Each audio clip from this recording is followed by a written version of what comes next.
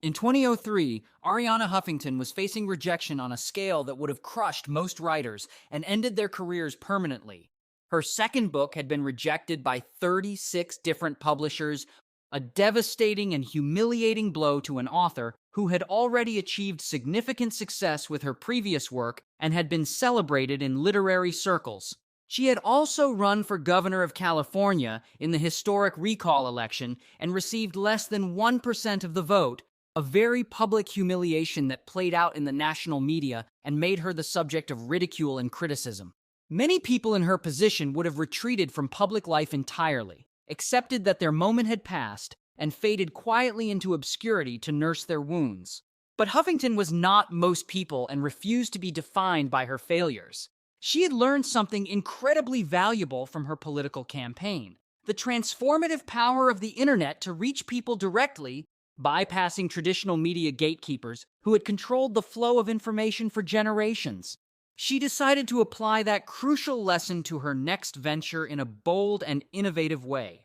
In 2005, she launched the Huffington Post, a news aggregation and opinion website that combined traditional journalism with contributions from celebrities, politicians, experts, and bloggers across the political spectrum. Critics immediately dismissed it as a vanity project that would never compete with established news organizations with their massive resources and decades of reputation.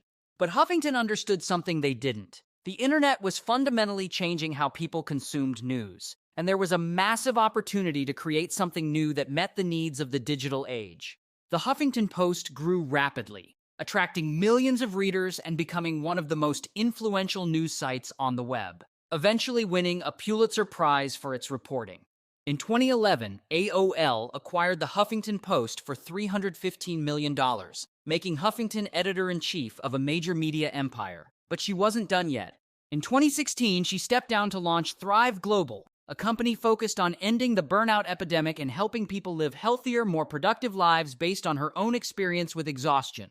Huffington once said, "Failure is not the opposite of success. It's part of success." Her story teaches us that rejection is often redirection, that the doors that close are making way for windows that open to new opportunities, and that our failures often contain the seeds of our greatest successes if we're willing to learn from them.